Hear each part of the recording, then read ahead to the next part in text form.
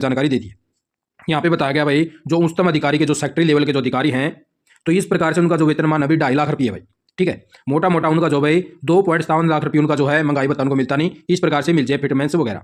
तो इस प्रकार से उनका जो है टोटल 6.40 लाख रुपये हो जाएगा भाई, यानी कि सीधा सीधा मोटे तौर पर मान के चला, यानी कि डबल बढ़ोतरी हो जाएगी उनकी, ठीक है। तो इस प्रकार से जो भाई यहाँ पे इनकी ग्रेजुएटी पर असर, ग्रेजुएटी की अधिकतम सीमा 30 लाख रुपये ही है। अगर सरकार ने यह नहीं बढ़ाई तो यह यथावत रहेगी भाई, ठीक है, उसी प्रकार से रहेगी। उसी प्रकार से जो पेंशन ले रहे हैं भाई उनके ऊपर बढ़ोतरी होगी। छठे वेतनमान में 14%, सातवें में 23.66% बढ़ी थी। इसी फार्मूले के आधार पर इस प्रकार जो पेंशन न्यूनतम होगी 34% तक बढ़ जाएगी भाई।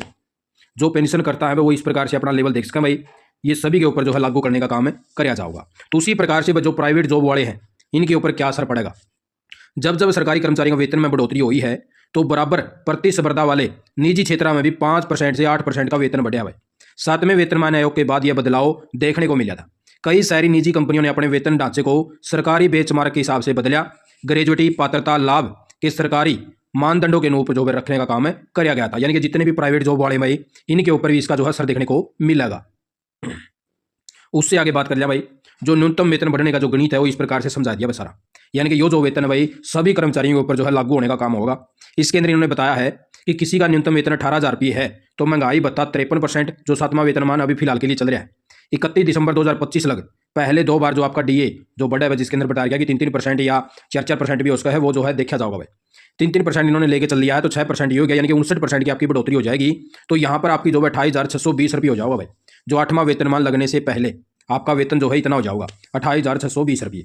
तो जो अभी जॉब सुरक्षा के अंदर आने वाले हैं उन साथियों को ज़्यादा जो भाई कन्फ्यूजन इन चीज़ों का कि हमारा होगा या नहीं होगा। तो भाई ये देख लीजिए साथियों 18,000 रुपये जो न्यूनतम वेतन होगा उसके ऊपर तो आपकी सैलरी बढ़ेगी।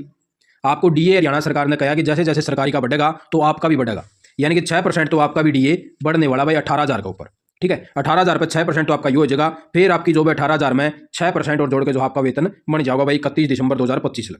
उसके बाद में इन्होंने बताया 8वें वेतनमान में क्या होगा, यानी कि संभावित जो फिटमेंट जो फैक्टर होंगे उसके अंदर जो वेतन में इतने गुना की बढ़ोतरी हो जाएगी 2.57 लाख की 2.57 की जो भाई इसके अंदर गणना करके बढ़ोतरी हो जाएगी और 18,000 से बढ़ के 46,260 रुपये हो जाएगा भाई।